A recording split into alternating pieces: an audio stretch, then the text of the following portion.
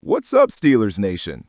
Before we jump in, make sure to hit that like button and subscribe if you're proud of how this team keeps grinding, evolving, and chasing greatness every single week. The Steelers are sitting at 5-3 and holding down first place in the AFC North, but the job isn't done yet. Mike Tomlin's crew knows the standard. It's about constant improvement. Every week, this team is tweaking, adjusting, and looking for that next piece that can turn a strong start into a legitimate playoff run. And that's why the big question heading into the NFL trade deadline has been simple. Will the Steelers make a move for a wide receiver? Let's dive into the latest, including the new update on Jaylen Waddle, a familiar name that's had Steelers fans buzzing for days. Over the last week, the rumor mill has been on fire. Reports suggested the Steelers could be exploring a blockbuster move to land Miami Dolphins star Jaylen Waddle, a three-time 1,000-yard receiver and one of the NFL's most dynamic deep threats. It made sense, right? The Steelers' offense, led by Aaron Rodgers, has looked sharp at times, but could still use one more reliable weapon to line up opposite DK Metcalf. Add Waddle's speed to that mix, and you're talking about one of the most dangerous vertical passing attacks in football. But, as of this morning, according to Albert Breer of Sports Illustrated, that dream might have to wait. Breer reports that the Dolphins have flatly told teams no when asked about trading Waddle. In other words, Miami isn't budging. And honestly, can you blame them? Waddle's just 26, right in his prime, and with Tyreek Hill's future uncertain, the Dolphins are in no rush to part with their next superstar wideout. Still, it's hard not to imagine what could have been. Rodgers throwing darts to Waddle and Metcalf, with Calvin Austin III stretching the field and Pat Freiermuth working underneath. That would have been electric. Even though Waddle looks to be off the market, the Steelers aren't exactly standing still. On Tuesday, the team made a quiet but potentially sneaky smart move, signing veteran wide receiver Marquez Valdes-Scantling to the practice squad. Now, Steelers fans might recognize that name. Valdes-Scantling, or MVS, spent 4 seasons catching passes from none other than Aaron Rodgers in Green Bay from 2018 to 2021. That's chemistry you can't fake. Sure, his numbers have never been flashy, but the guy can stretch the field like few others. Over his career, he's averaged 17.3 yards per reception, and back in 2020, he led the entire NFL with 20.9 yards per catch. That's the kind of speed that can make safeties nervous and open up space for everyone else. He's also got 2 Super Bowl rings, experience that can't be overstated in a locker room full of young stars chasing their first deep playoff run. And if promoted to the 53-man roster, Valdes-Scantling gives offensive coordinator Arthur Smith another trusted target who already understands Rodgers' timing and language. That could make the difference in a tight AFC race. So maybe, just maybe, Omar Khan doesn't need to trade away draft picks after all. Maybe the answer is already sitting right here in Pittsburgh, just waiting for his chance. Of course, the question now becomes, should the Steelers still look for another wideout before the trade deadline hits? There are other names out there. Guys like Darnell Mooney, Tyler Boyd, or even Hunter Renfrow could be available. But each of those options comes with a price, both in cap space and in draft capital. And Omar Khan has made it clear that the Steelers aren't interested in panic moves. Every decision is about value and fit, not headlines. Plus, when you look at how the current offense is built, it's not hard to see why Pittsburgh might hold firm. DK Metcalf is doing DK things: strong routes, contested catches, red zone dominance. Calvin Austin III continues to flash that big play speed. And now with MVS potentially coming up, Rodgers has another weapon who fits his deep ball rhythm perfectly. The Steelers may already have the tools they need. It's just about finding the right chemistry, and that's something no trade can buy. Now, while all eyes are on the offensive side of the ball, the defense made a massive shift this week. Head coach Mike Tomlin confirmed that Jalen Ramsey, the 7-time Pro Bowler and future Hall of Famer, will work exclusively at free safety going forward. That's right, Ramsey, who's been one of the NFL's elite cornerbacks for nearly a decade, is officially moving to safety. We saw a preview last Sunday against the Colts when Ramsey lined up deep and immediately looked comfortable. He read plays like a veteran safety, delivered hits, and helped lead a defense that forced 6 turnovers and 5 sacks. Tomlin explained the reasoning clearly. "We have more depth at corner than we do at safety right now. We're simply pivoting and doing what's required to keep the train rolling." And that's classic Tomlin. Adapt, adjust, survive, and thrive. With Deshaun Elliott, Jabril Peppers, Chuck Clark, and Miles Killebrew all sidelined by injuries or illness, Pittsburgh had to make a move.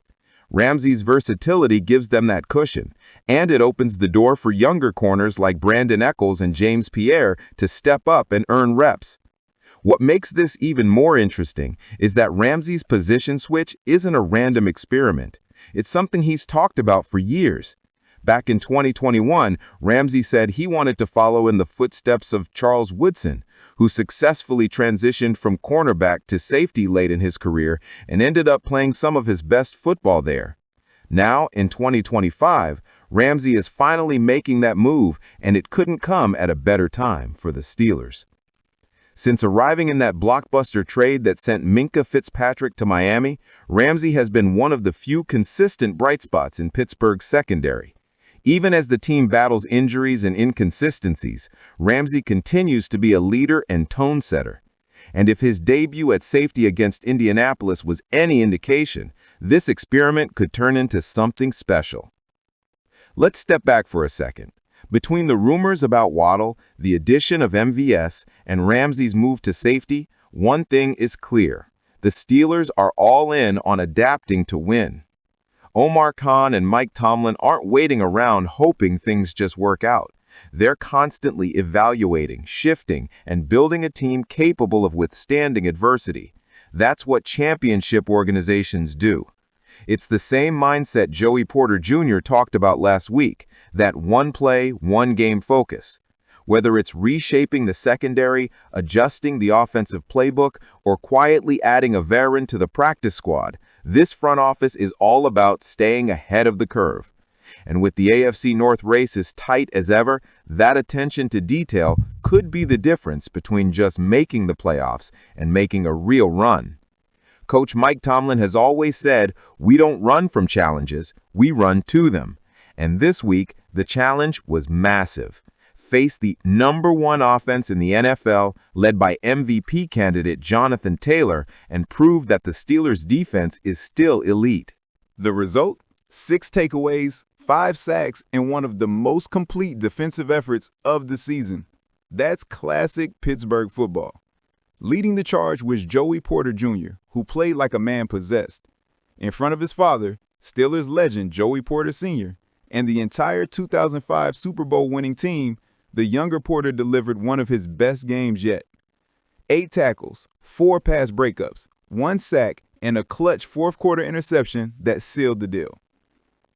It was the kind of performance that gets your name mentioned among all pro candidates, and you could feel the energy shift the second he made that play. After the game, Tomlin couldn't stop smiling when asked about Porter's performance. Certainly, that was a significant play by Joey. We had a lot of significant plays, though. We did. We had a lot of contributions from a lot of people. That's the thing. This wasn't just about one player. It was about the entire defense playing as one unit. And that's what makes this Steelers team dangerous again. Let's talk about those other significant plays. Rookie linebacker Peyton Wilson had a breakout game, leading the team with 14 total tackles and snagging his first career interception. You could tell the rookie's confidence is skyrocketing. Then you had the big guns, TJ Watt, Alex Highsmith, and Patrick Queen, all forcing fumbles and wrecking the backfield. When those guys are firing, quarterbacks have nowhere to hide. Even more impressive, the defense held Jonathan Taylor, the same guy who's been bulldozing opponents all season, to just 55 rushing yards. That's not easy, folks. That's discipline, hustle, and trust in the system. Sure, the Colts outgained Pittsburgh in total yards by more than 140, but when you force 6 turnovers, it doesn't matter. That's the definition of bend, don't break, a Tomlin defensive trademark. And let's give some love to Terrell Austin, the defensive coordinator. He's been creative, aggressive, and smart in his game plans.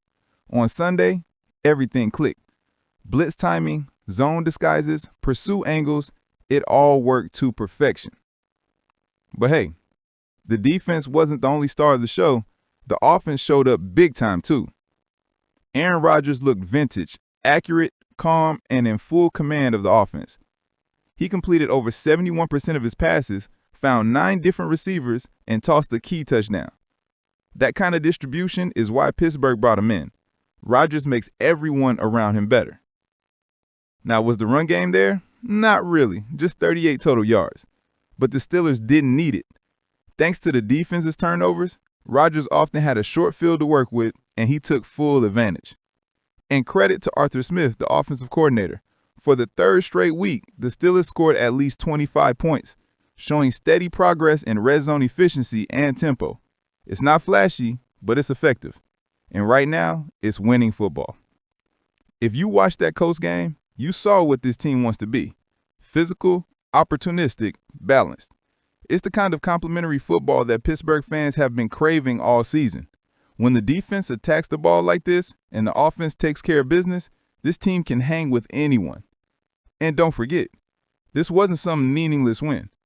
With it, the Steelers now sit at 5-8 and hold a 2-game lead in the AFC North. Baltimore is chasing, but for now, Pittsburgh controls its own destiny. And that matters because this team's schedule doesn't get easier. Next week, it's the Los Angeles Chargers in Hollywood, a 6-3 team that loves to throw the ball around and test secondaries deep. But after what we saw from Porter, Wilson, White, and Ramsey this week, I like the Steelers' chances. What stood out the most from Sunday wasn't just the numbers. It was the body language. The defense played loose, confident, and fast. You could tell they were having fun out there again. And that's the Mike Tomlin effect. When things get tough, when the outside noise starts to grow, Tomlin always brings it back to one thing. The standard is the standard. He doesn't panic, he doesn't make excuses, and his players respond to that. This win over Indianapolis was proof of that philosophy. Trust the system, play together, and the results will come. Now, let's be real. There's still work to do. The offense has to find more balance, especially on the ground. You can't expect the defense to bail you out every week with 6 turnovers. But when you got Rodgers leading on one side and TJ White leading on the other, you always have a chance. This team is growing, finding its rhythm, and starting to believe again. And as all of us know, when belief and execution meet in Pittsburgh, special things happen. So, Steelers Nation, here's the bottom line. Jalen Waddle isn't coming to Pittsburgh, at least not right now. But that doesn't mean the team is standing still. They've got a new weapon in Marquez Valdes-Scantling, a smart move that gives Rodgers a familiar deep target. And on defense, they've got a future Hall of Famer embracing a new challenge at safety. This team is evolving in real time, and it's exciting to watch. But now, I want to hear from you. Should the Steelers still push for a trade before the deadline? Or do you believe MVS and Ramsey's new role are enough to keep this team rolling toward the playoffs? Drop your thoughts in the comments, Steelers Nation. And don't forget to like this video, subscribe, and turn on notifications so you never miss another update on your Pittsburgh Steelers. Because one thing's for sure, this team is built to fight, adapt, and keep climbing. The standard is the standard, and it's only getting higher.